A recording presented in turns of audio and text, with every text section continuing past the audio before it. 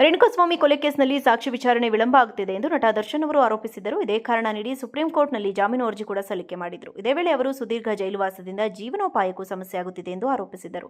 ಏನೇ ಹೇಳಿದರೂ ಕೋರ್ಟ್ ಮಾತ್ರ ದರ್ಶನ್ ಮನವಿಯನ್ನ ಪುರಸ್ಕರಿಸಲ್ಲ.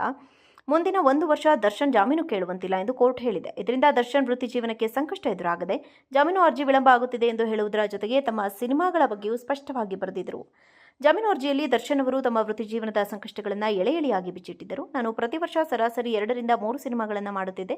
ಕೆವಿನ್ ಪ್ರೊಡಕ್ಷನ್ಸ್ ಮತ್ತು ಮೀಡಿಯಾ ಹೌಸ್ ಸ್ಟುಡಿಯೋಸ್ ಅಂತಹ ದೊಡ್ಡ ಸಂಸ್ಥೆಗಳ ಚಿತ್ರಗಳಿಗೆ ಈಗಾಗಲೇ ಸಹಿ ಮಾಡಿದ್ದೇನೆ. ನಿರ್ಮಾಪಕರು ಸುಮಾರು 6 ಕೋಟಿ ರೂಪಾಯಿ ಬಂಡವಾಳ ಹೂಡಿದ್ದಾರೆ.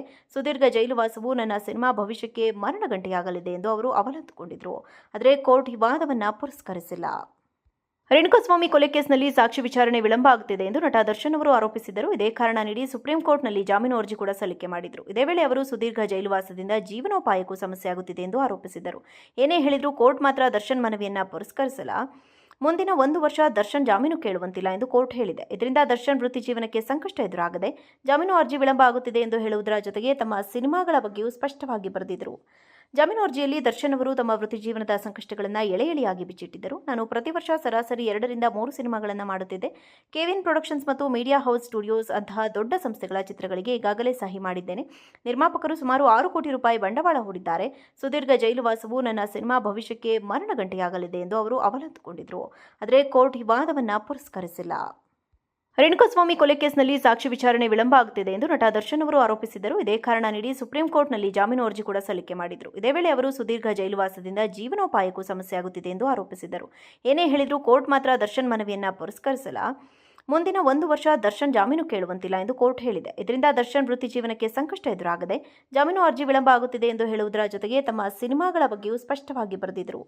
ಜಾಮೀನು ಅರ್ಜಿಯಲ್ಲಿ ದರ್ಶನ್ ಅವರು ತಮ್ಮ ವೃತ್ತಿ ಜೀವನದ ಸಂಕಷ್ಟಗಳನ್ನು ಎಳೆ ಎಳೆಯಾಗಿ ಬಿಚ್ಚಿಟ್ಟಿದ್ದರು. ನಾನು ಪ್ರತಿ ವರ್ಷ ಸರಾಸರಿ 2 ರಿಂದ 3 ಸಿನಿಮಾಗಳನ್ನು ಮಾಡುತ್ತಿದ್ದೆ. ಕೆವಿನ್ ಪ್ರೊಡಕ್ಷನ್ಸ್ ಮತ್ತು ಮೀಡಿಯಾ ಹೌಸ್ ಸ್ಟುಡಿಯೋಸ್ ಅಂತಹ ದೊಡ್ಡ ಸಂಸ್ಥೆಗಳ ಚಿತ್ರಗಳಿಗೆ ಈಗಾಗಲೇ ಸಹಿ ಮಾಡಿದ್ದೇನೆ.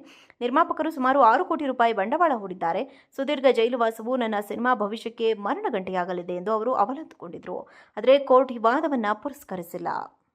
ರೇಣುಕಾಸ್ವಾಮಿ ಕೊಲೆ ಕೇಸ್ನಲ್ಲಿ ಸಾಕ್ಷಿ ವಿಚಾರಣೆ ವಿಳಂಬ ಆಗುತ್ತಿದೆ ಎಂದು ನಟ ದರ್ಶನ್ ಅವರು ಆರೋಪಿಸಿದರು. ಇದೇ ಕಾರಣ ನೀಡಿ ಸುಪ್ರೀಂ ಕೋರ್ಟ್ನಲ್ಲಿ ಜಾಮೀನು ಅರ್ಜಿ ಕೂಡ ಸಲ್ಲಿಕೆ ಮಾಡಿದರು. ಇದೇ ವೇಳೆ ಅವರು ಸುದೀರ್ಘ ಜೈಲುವಾಸದಿಂದ ಜೀವನೋಪಾಯಕ್ಕೂ ಸಮಸ್ಯೆ ಆಗುತ್ತಿದೆ ಎಂದು ಆರೋಪಿಸಿದರು. ಏನೇ ಹೇಳಿದರೂ ಕೋರ್ಟ್ ಮಾತ್ರ ದರ್ಶನ್ ಮನವಿಯನ್ನ ಪುರಸ್ಕರಿಸಲ್ಲ. ಮುಂದಿನ 1 ವರ್ಷ ದರ್ಶನ್ ಜಾಮೀನು ಕೇಳುವಂತಿಲ್ಲ ಎಂದು ಕೋರ್ಟ್ ಹೇಳಿದೆ. ಇದರಿಂದ ದರ್ಶನ್ ವೃತ್ತಿ ಜೀವನಕ್ಕೆ ಸಂಕಷ್ಟ ಎದುರಾಗದೆ ಜಾಮೀನು ಅರ್ಜಿ ವಿಳಂಬ ಆಗುತ್ತಿದೆ ಎಂದು ಹೇಳುವುದರ ಜೊತೆಗೆ ತಮ್ಮ ಸಿನಿಮಾಗಳ ಬಗ್ಗೆಯೂ ಸ್ಪಷ್ಟವಾಗಿ ಬರೆದಿದ್ದರು. ಜಾಮೀನು ಅರ್ಜಿಯಲ್ಲಿ ದರ್ಶನ್ ಅವರು ತಮ್ಮ ವೃತ್ತಿ ಜೀವನದ ಸಂಕಷ್ಟಗಳನ್ನು ಎಳೆ ಎಳೆಯಾಗಿ ಬಿಚ್ಚಿಟ್ಟಿದ್ದರು. ನಾನು ಪ್ರತಿ ವರ್ಷ ಸರಾಸರಿ 2 ರಿಂದ 3 ಸಿನಿಮಾಗಳನ್ನು ಮಾಡುತ್ತಿದ್ದೆ. ಕೆವಿನ್ ಪ್ರೊಡಕ್ಷನ್ಸ್ ಮತ್ತು ಮೀಡಿಯಾ ಹೌಸ್ ಸ್ಟುಡಿಯೋಸ್ ಅಂತಹ ದೊಡ್ಡ ಸಂಸ್ಥೆಗಳ ಚಿತ್ರಗಳಿಗೆ ಈಗಾಗಲೇ ಸಹಿ ಮಾಡಿದ್ದೇನೆ. ನಿರ್ಮಾಪಕರು ಸುಮಾರು 6 ಕೋಟಿ ರೂಪಾಯಿ ಬಂಡವಾಳ ಹೂಡಿದ್ದಾರೆ. ಸುದೀರ್ಘ ಜೈಲುವಾಸವು ನನ್ನ ಸಿನಿಮಾ ಭವಿಷ್ಯಕ್ಕೆ ಮರಣಗಂಟೆಯಾಗಲಿದೆ ಎಂದು ಅವರು ಅವಲತ್ತುಕೊಂಡಿದ್ದರು. ಆದರೆ ಕೋರ್ಟ್ ಈ ವಾದವನ್ನು ಪುರಸ್ಕರಿಸಿಲ್ಲ.